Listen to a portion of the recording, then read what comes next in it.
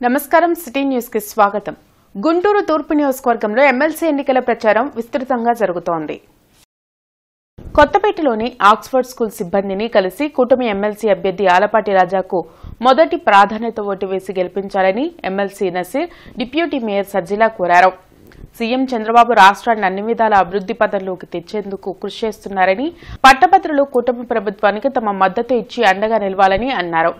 రేపు జరగబోయేటువంటి ఎన్నికల్లో ఆలపాటి రాజేంద్ర ప్రసాద్ గారికి తమ మొదటి ప్రాధాన్యత ఓటును వేసి గెలిపించాలని చెప్పి ప్రతి ఒక్కరిని కూడా కలవడం జరుగుతూ ఉంది. ఒక విశేషమైనటువంటి స్పందన ప్రజల్లో కానీ పట్టాభద్రుల్లో కనిపిస్తూ ఉంది. ఎందుకంటే కూటమి ప్రభుత్వం ఏర్పడ్డ తర్వాత ఒక కొత్త ఆశతో ప్రజలు, ముఖ్యంగా ఆంధ్రప్రదేశ్ రాష్ట్ర ప్రజానీకం, చదువుకున్నటువంటి విద్యావంతులైనటువంటి ప్రతి ఒక్కరు కూడా ఒక మంచి ఆలోచనతో ఉన్నారు. రాష్ట్రం అభివృద్ధి పదంలో చంద్రబాబు నాయుడు గారి నాయకత్వంలో, కూటమి నాయకత్వంలో ముందుకు సాగుతుందని చెప్పి వాళ్ళందరి ఆలోచనలు ఉన్నాయి. దానికి తగినట్టే ఆలపాటి రాజేంద్ర ప్రసాద్ గారు కూడా అందరికీ సుపరిచితులు.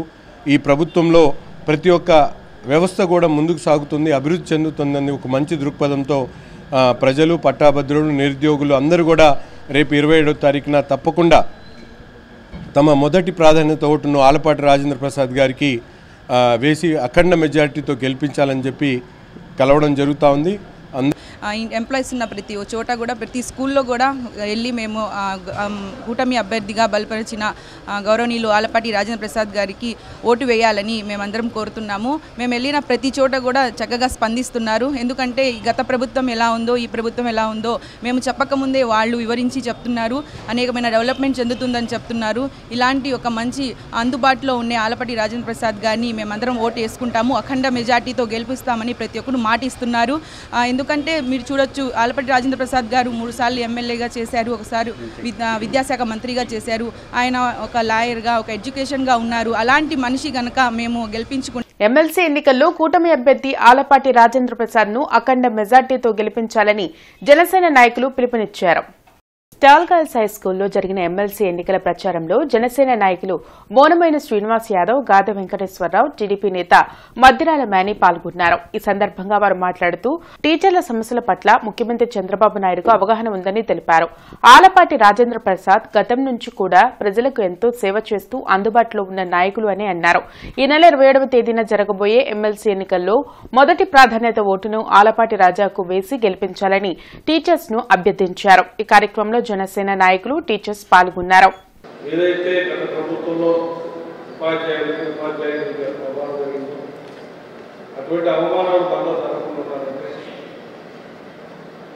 మంచి వ్యక్తి శాసన మండలిలో ఉంటే వారి ద్వారా కనీసం మన గౌరవాలను పెంపొందించుకోవడానికి, మన గౌరవాలైనా కాపాడుకోవడానికి వ్యక్తి రావాలనే ఉద్దేశంతో రోజున అన్ని పార్టీలు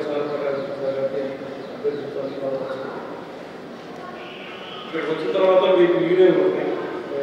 యూనియన్ గురించి వేరే మాట్లాడగానే యూనియన్ పరంగా మనకి ఎటువంటి న్యాయం జరుగుతూ ఉంది, రాజకీయ పార్టీల పరంగా మనకి ఎటువంటి న్యాయం జరుగుతూ ఉంది. అంటే మాకు కూడా రాజకీయ పార్టీలు అంటే మా దగ్గరకు వచ్చేటువంటి సమస్యల్ని అధికారుల దృష్టి తీసుకెళ్ళి స్పీడ్గా మేము సమస్య పరిష్కారానికి ప్రయత్నం చేస్తాం. యూనియన్ పరంగా ఏ విధంగా పరిష్కారం అవుతుంది మీరు ఒకసారి తెలియజేసుకోవాలి.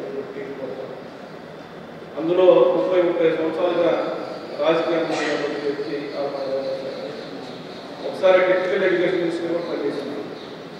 సమాజం పట్ల అవగాహన ఉన్నటువంటి, పెద్దల పట్ల ఏ విధంగా ఉండాలో తెలిసినటువంటి, మరి ముఖ్యంగా శాసనసభలో అనుకున్నటువంటి అధికారులతో కానివ్వండి, ముఖ్యమంత్రులతో కానివ్వండి, ఏ విధంగా మనం పనిచేసుకోవాలి. తెలుగు విభాగం ఆధ్వర్యంలో అంతర్జాతీయ మాతృభాషా దినోత్సవం హిందూ కళాశాలలో ఘనంగా నిర్వహించారు. హిందూ కళాశాల నూతన సమావేశ మందిరంలో జరిగిన అంతర్జాతీయ మాతృభాషా దినోత్సవ కార్యక్రమంలో ముఖ్య అతిథిగా ఏపీ అధికార భాషా సంఘం అధ్యక్షులు డాక్టర్ కత్తి వెంకటేశ్వర్లు పాల్గొన్నారు. ఈ సందర్భంగా ఆయన మాట్లాడుతూ తెలుగు భాష ఎంతో తీయనిది, మధురమైనది అని కొనియాడారు. నేడు అందరూ ఆంగ్ల భాష వైపు చూస్తున్నారని అన్నారు.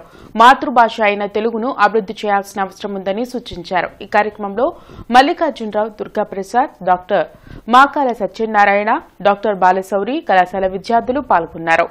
ఈ తెలుగు సాహిత్య అకాడమీ పుస్తకాల మొత్తము వాటికి విధి విధానాలను అధికార భాషా కమిషన్ మాత్రమే నిర్ణయించగలదు. వారి సహాయంతో మేము అనేక పుస్తకాలు ముద్రించాము. అంతేకాకుండా ప్రభుత్వానికి మంచి పేరు తెచ్చేలాగా పుస్తక రచనలో ఆంగ్లంతో పాటు తెలుగును కూడా ముద్రించమని కోరి ఉన్నాం. ఆ తర్వాత ఇప్పుడు మీకు విద్యార్థులందరికీ దగ్గరగా ఈ కంప్యూటర్లో కూడా పుస్తకాలన్నీ కూడా అందుబాటులోకి తెచ్చామన్నమాట. ప్రతి పుస్తకం మీరు నెట్లో ఉదాహరణకి కన్యాశుల్కం అనేటువంటి నాటకాన్ని మీరు కొట్టి గురజాడ అప్పారావు పట్టగానే మొత్తం పేజీలన్నీ వస్తాయి.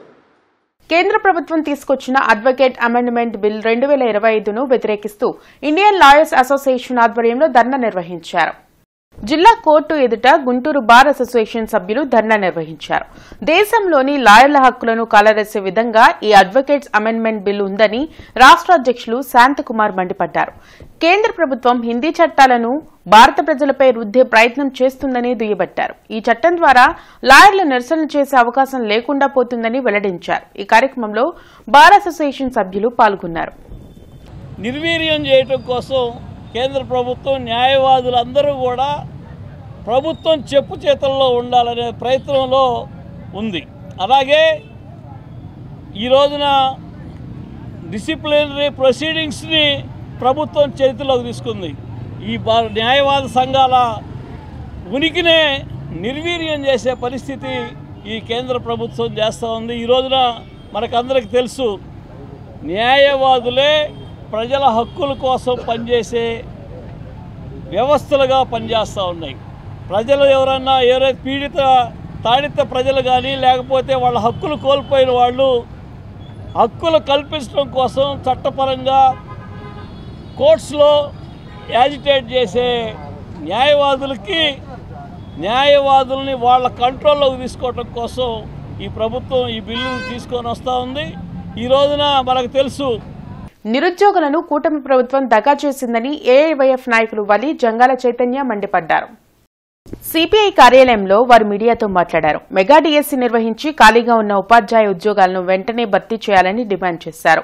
అమరావతి ఫ్రీ జోన్ గా ప్రకటించి 26 జిల్లాల్లో ఉన్న నిరుద్యోగులకు ఉద్యోగ అవకాశాలు కల్పించాలని కోరారు. బడ్జెట్ సమావేశాల్లో నిరుద్యోగులకు ఇచ్చిన నిరుద్యోగ భృతికి నిధులను కేటాయించాలని చెప్పారు. ఖచ్చితంగా మేము ఒకటే డిమాండ్ చేస్తూ ఉన్నాము రాష్ట్ర ప్రభుత్వాన్ని. నిరుద్యోగులు కనుక మీరు మోసం చేస్తే ఖచ్చితంగా రాబోయే కాలంలో ఉద్యమ పోరాటాలు మరింత తీవ్రతరం చేస్తాము. ఈ ప్రభుత్వాన్ని ఖచ్చితంగా ఈ యొక్క నిరుద్యోగ యువతగా మేము గద్దె దించే వరకు పోరాటం చేస్తాము.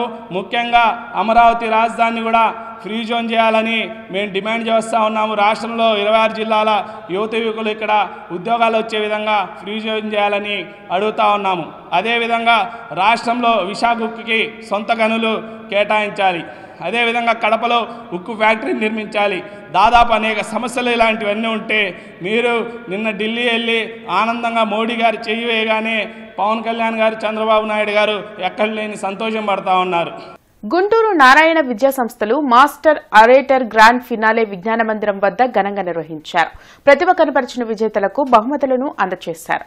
వెంకటేశ్వర విజ్ఞాన మందిరంలో జరిగిన మాస్టర్ అరేటర్ గ్రాండ్ ఫినాలేలో ముఖ్య అతిథులుగా director Punganuri Ramadevi, west DSP Aravind, general manager Vijayabhaskar Reddy పాల్గొన్నారు. ఈ సందర్భంగా వారు మాట్లాడుతూ ఈ మాస్టర్ అరేటర్ ప్రోగ్రాం నిర్వహించడం వల్ల విద్యార్థులు మంచి వక్తలుగా, నైపుణ్యత కలిగిన వ్యక్తులుగా తీర్చిదిద్దబడతారని వెల్లడించారు. ఇటువంటి కార్యక్రమాలు నిర్వహిస్తున్న నారాయణ విద్యా సంస్థలను డీఎస్పీ అరవింద్ అభినందించారు. ఈ కార్యక్రమంలో ఎంజీఎంలు జానకి రామిరెడ్డి, విజయబాబు, శివనాగరాజు, లక్ష్మణ్ రెడ్డి, వేదవతి, వాణి, సింహాద్రి, విద్యార్థులు, తల్లిదండ్రులు పాల్గొన్నారు.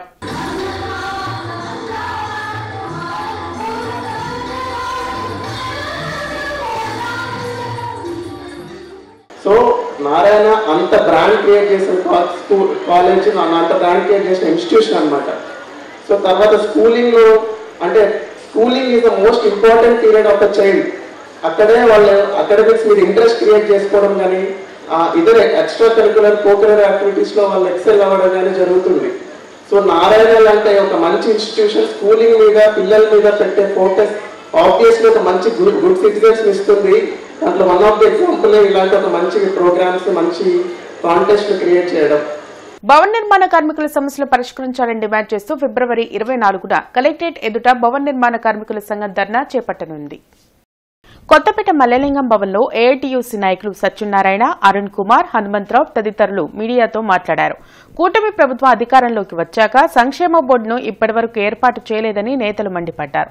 గత ప్రభుత్వం భవన నిర్మాణ కార్మికుల సంక్షేమ బోర్డు నిధులను పక్కదారి పట్టించిందని, దీనివల్ల భవన నిర్మాణ కార్మికులు అన్ని విధాలా నష్టపోయారని విమర్శించారు. ఈ 8 నెలల కాలంలో త్వరగా జరగకపోవడం వల్ల భవన నిర్మాణ కార్మికులు అనేక ఇక్కట్లు పడుతున్నారు. భవన నిర్మాణ కార్మికుని భార్య ప్రశ్నిస్తే 20,000 రూపాయలు, కుమార్తెలు ఇద్దరు ప్రశ్నిస్తే 2 కార్మికులకు 20,000 40,000 రూపాయలు, సహజ మరణం అయితే 80,000 రూపాయలు, అదే యాక్సిడెంట్ల మరణం అయితే 5 లక్షల రూపాయలు ఇచ్చే బెనిఫిట్లు ఉన్నాయి. అదే మరి పిల్లల స్కాలర్షిప్లు కూడా చదువుల కోసం కొనసాగించే ఇది కూడా ఉంది. అయినప్పటికీ కూడా ఈ ప్రభుత్వం నిన్నకుంటాం అమానుషం. ఈ ప్రభుత్వం ఏ రూపాయి కూడా వాళ్ళ ఖజానా నుంచి ఇవ్వాల్సిన అవసరం లేదు. మొత్తం కూడా ఈ కార్మికులు పనిచేసే చోట్ల బిల్డర్స్ ఎవరైతే ఉంటారో ఆ బిల్డర్స్ వద్ద 1% సెస్ వసూలు చేస్తారు. ఆ సెస్లో నుంచి మాత్రమే ఈ ప్రభుత్వ ఈ కార్మికులకి లబ్ధి చేకూరుతూ ఉంటుంది. అధికారులు ముద్దు నిద్రపోతూ ఉన్నారు. దాన్ని మరొకసారి ఈ ఆంధ్ర రాష్ట్ర వ్యాప్తంగా ఈ నెల 24వ తారీఖున అన్ని కలెక్టర్ కార్యాలయాల వద్ద భవన నిర్మాణ కార్మిక సంఘం ఆధ్వర్యంలో పెద్ద ఎత్తున భవన నిర్మాణ కార్మికులను సమీకరించి ధర్నా కార్యక్రమాలు చేయబోతా ఉన్నాము. ఈ ప్రభుత్వం ఆలోచన చేయాలి. ఖచ్చితంగా భవన నిర్మాణ బోర్డు ఏదైతే ఉందో సంక్షేమ బోర్డుని పునరుద్ధరించాలి. లేని పక్షంలో ఈ యొక్క ఉద్యమాన్ని రాష్ట్ర వ్యాప్తంగా పెద్ద ఎత్తున నిర్వహించి ఈ ప్రభుత్వం ఏదైతే ఉందో బోర్డు పునరుద్ధరించేంత వరకు కూడా కార్మికుల్ని రోస్టర్లో ఉన్న తప్పులను సరిచేసి గ్రూప్ 2 ఎగ్జామ్ నిర్వహించాలని నిరుద్యోగులు డిమాండ్ చేశారు. ఈ మేరకు కలెక్టరేట్ ఎదుట ధర్నా నిర్వహించి కలెక్టర్కు వినతి పత్రం అందించారు. రోస్టర్లో తప్పులు లేవని ఇప్పటివరకు ప్రభుత్వం ఎందుకు ప్రకటించడం లేదని నిరుద్యోగులు ప్రశ్నించారు. న్యాయస్థానంలో కేసు ఉంటే ప్రభుత్వం ఎందుకు కౌంటర్ దాఖలు చేయలేదని నిలదీశారు. గత ప్రభుత్వం తప్పులు చేసిందని తప్పించుకుంటున్నారే తప్ప సమస్యను పరిష్కరించడం లేదని ఆవేదన వ్యక్తం చేశారు. దయచేసి మీ పరిపాలనా నిర్ణయాలు మా జీవితాలను ప్రభావితం చేస్తున్నాయి. దయచేసి ఐఏఎస్ ఆఫీసర్స్ మీరు దాన్ని పరిశీలించండి. దయచేసి ప్రతిదీ క్షుణ్ణంగా పరిశీలించి వేలాది మంది జీవితాలు ప్రభావితం అవుతాయి. కాబట్టి ప్రతిదీ పరిశీలించి త్వరగా రోస్టర్ మిస్టేక్స్ సరిచేసి మాత్రమే ఎగ్జామ్స్ పెట్టాలని మేము కోరుకుంటున్నాం. ఏ ప్రభుత్వానికి వ్యతిరేకం కాదు.